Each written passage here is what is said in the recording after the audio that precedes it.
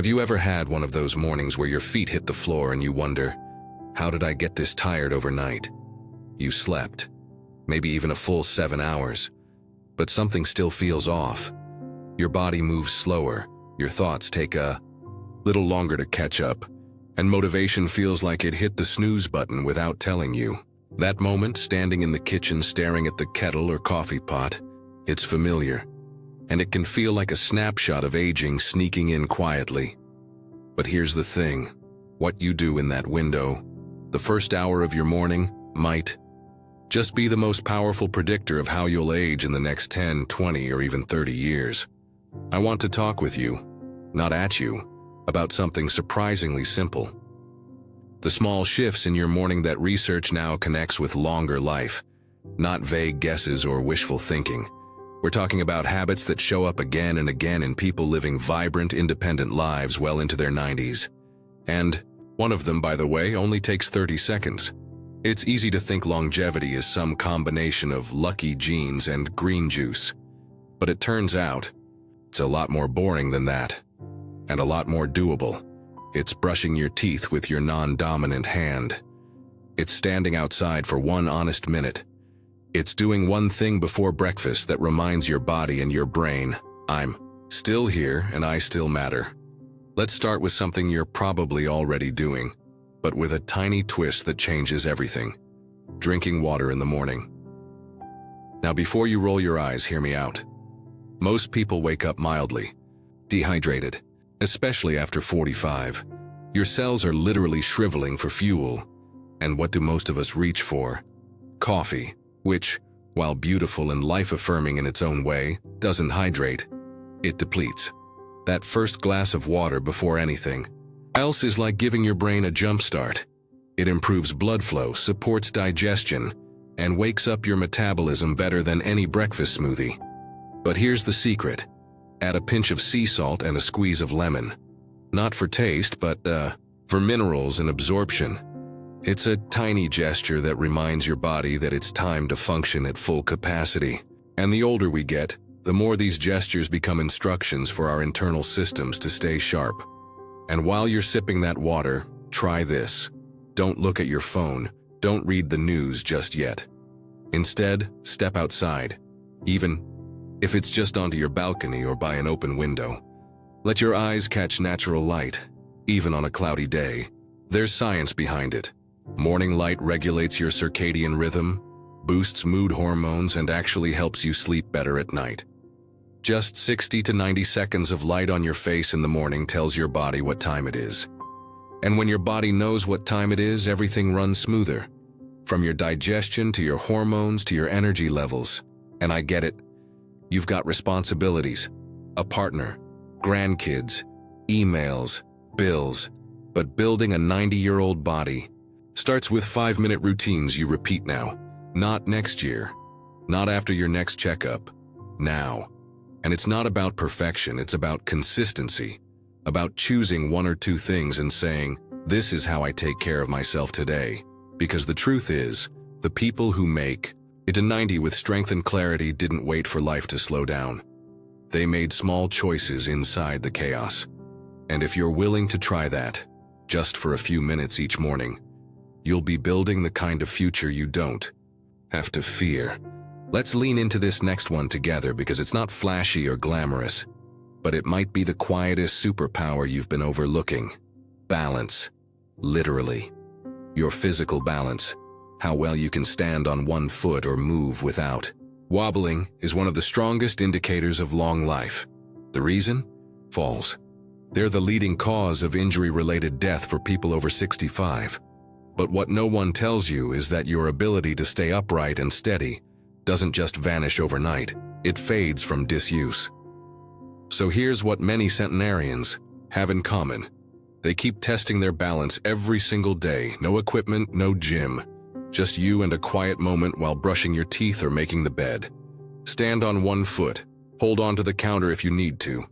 Switch legs 30 seconds per side, that's it. This small act triggers your brain, your core, your ankles, all those stabilizers we forget exist. It sends a message that you still trust your body to carry you forward. And when your body gets that message often enough, it starts showing up for you, without being asked. You might think it's too late, that if you didn't build this strength in your 40s or 50s, it's gone, for good. But that's not how the human body works. It responds to what you ask of it at any age. And I know this because I've seen 70-year-olds who could barely bend over without wobbling, regain confidence just by balancing while they boil water for tea. Not dramatic, not time-consuming, but real, powerful. And speaking of power, let's talk about posture. Not in a scolding way. We've all been hunched over desks, phones, or gardening tools. But here's something you may not realize. Your posture sends a daily signal to your nervous system. When you stand tall, shoulders gently back, chin relaxed, not forced, just aware, you're telling your brain, I'm safe, I'm capable, I'm in control. Slouching, on the other hand, signals threat. It increases cortisol. It drains energy. And the longer it sticks around, the more it invites pain. Back pain, neck pain, even headaches. There's a reason people who live past 90 tend to walk with purpose.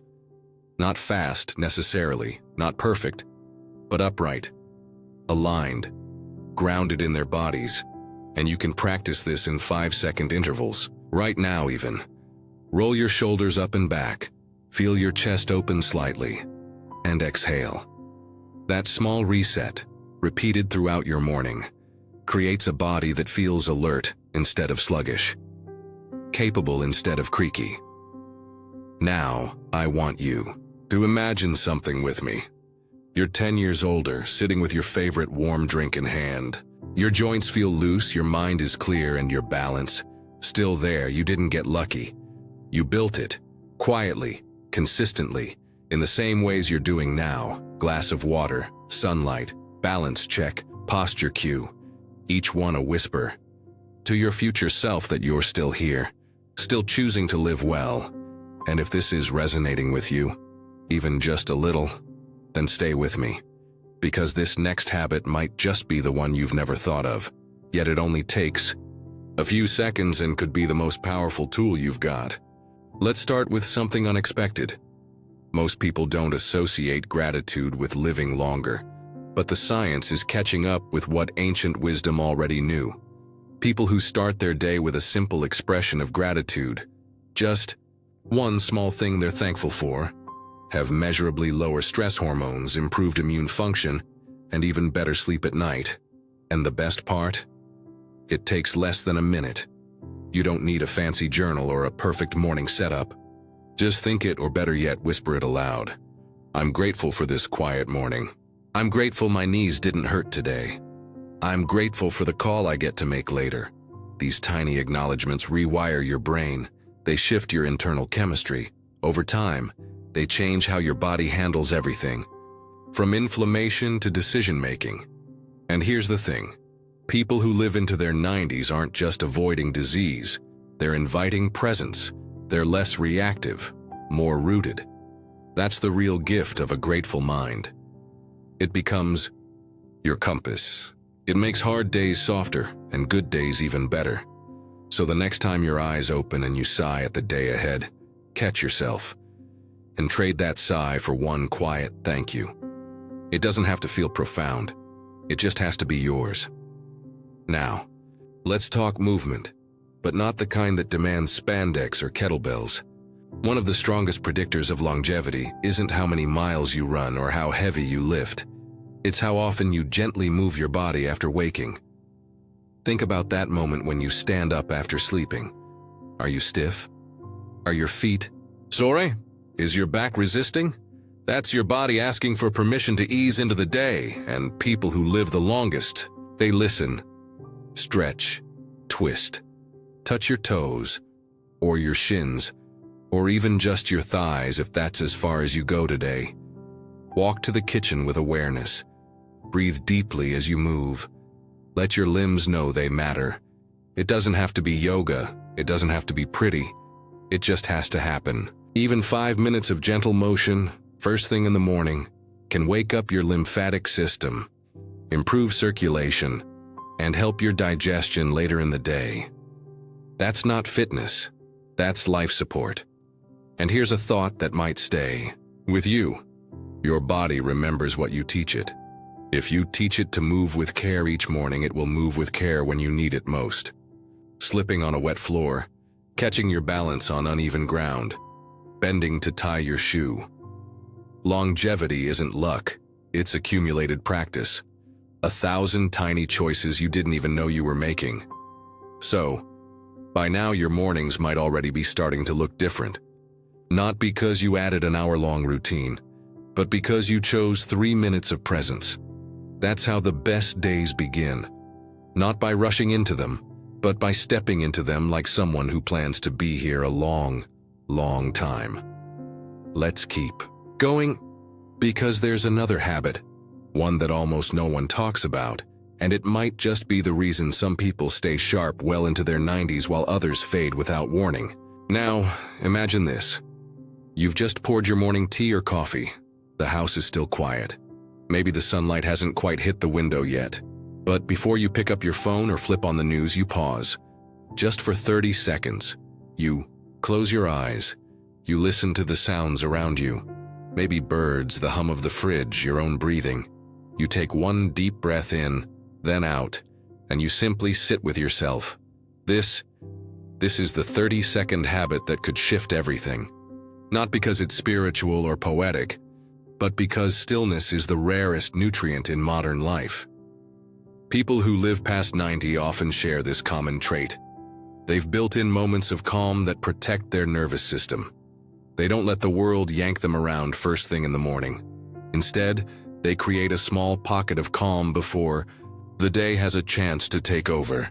You don't need to meditate or chant or read anything inspiring, though you absolutely can. All you need is to begin your day as a human being, not a human doing. Even the act of sipping your tea without multitasking sends a clear message to your heart rate, your blood pressure, and your thoughts. I am safe. I'm not in a rush. I can trust this moment. Now here's the catch. Your brain will resist this at first. It will try to remind you of emails or laundry or aches or family. That's normal. The brain is a fixer. It wants to solve things. But each time you practice stillness, even just for 30 seconds, you strengthen the part of your mind that lets go. And it turns out, people who can let go of stress, of bitterness, of hurry, are the ones who carry less mental weight as the years go on. Their memory stays sharper, their conversations stay warmer, and their bodies, they stay lighter too. Let's turn towards something more physical again. Hydration. Not just drinking water, but how you do it. Think about this. You've just slept for 6, maybe 7 hours. You haven't had a sip of anything. Your body is dehydrated, your cells are dry, your blood is a little thicker than it should be. And yet, what do most people do? They go straight for caffeine, or worse, they'd skip fluids entirely. But those who live long and live well start their mornings with hydration that works.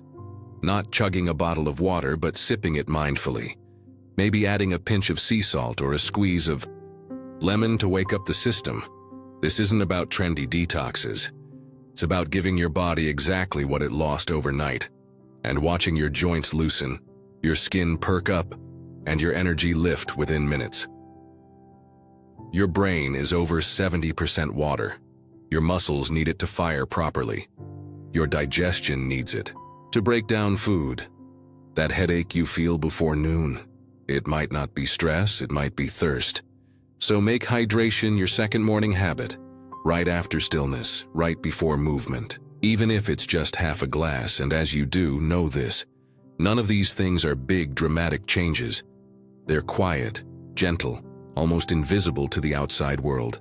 But inside they build a rhythm, a sense of peace. And in that rhythm, day after day, something powerful begins to form. A life that doesn't just last longer, but feels deeply worth living. So let's keep walking through this together. Because one of the most powerful morning habits, the one most people forget, is all about purpose, and it starts before your feet even hit the floor. Before your feet even touch the floor, there's one habit the longest living people in the world all seem to share. They know why they're getting up. Not just out of obligation or routine, but because there's something, or someone, that still lights a fire inside them. It could be their garden, their grandchild's phone call, a neighbor who always smiles when they walk by, a painting half finished, a morning walk to the mailbox with the dog. Small things, beautiful things, personal things. This habit is called intention, not in a lofty philosophical sense, but in a real, grounded way. Having something you look forward to shifts your biology. It affects dopamine. It reduces inflammation. It gives your day structure and your heart meaning. When you wake up and ask yourself, what's one good thing I can do today? You're not just boosting mood, you're building resilience. A person with purpose is a person whose body finds ways to keep going. Not because everything is easy, but because everything feels worthwhile. And the best part? That purpose doesn't have to impress anyone. It's yours alone. Maybe it's sending a message to an old friend. Maybe it's finally writing the recipe card your daughter keeps asking for. It could be folding laundry with music on or walking past the old tree that's been blooming in the same spot for 40 years. What matters is this. You choose to make your morning count, not by being productive, not by pushing yourself, but by doing one thing that feels aligned with who you are and who you're still becoming. And once you've set that intention, it's time to move. I don't mean a full-on workout unless that's your thing. But if it's not, even a slow shoulder roll, a deep stretch in bed, or a walk across the room while you hum your favorite tune, these simple acts tell your muscles, we're still in the game. They keep joints lubricated, blood flowing, and your brain fully alert. What's surprising is how many people skip this. They let their body stay stiff for hours after waking up, then wonder why their energy crashes mid-morning, or their back feels tight by noon. But just 5 minutes of light motion in the morning, yes, even dancing in your pajamas, can shift your whole day.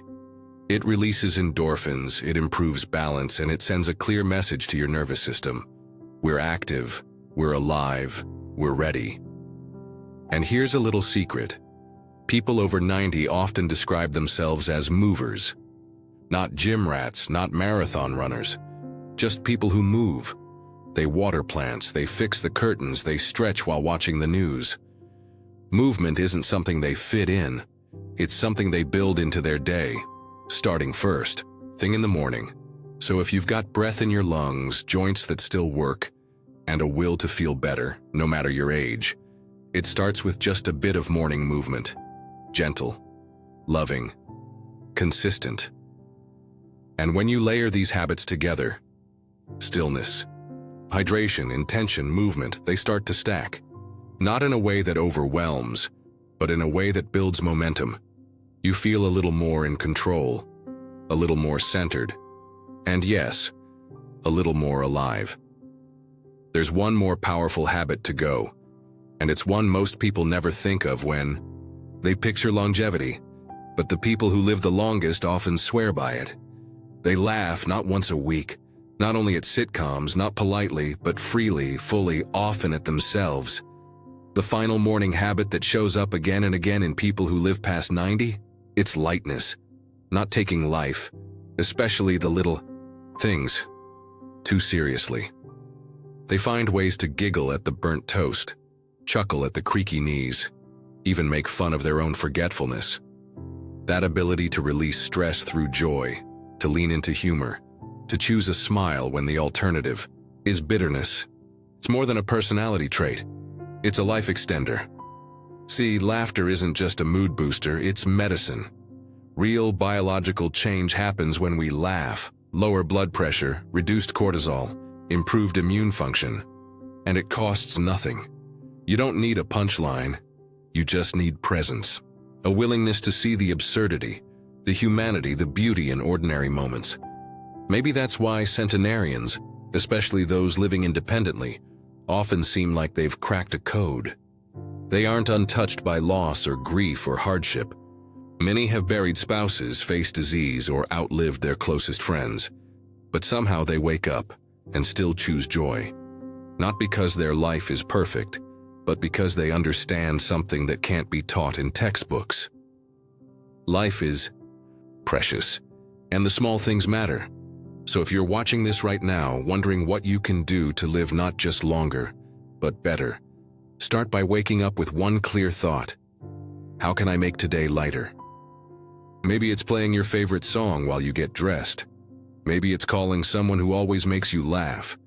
Maybe it's just smiling at yourself in the mirror, even if your hair's doing something weird today.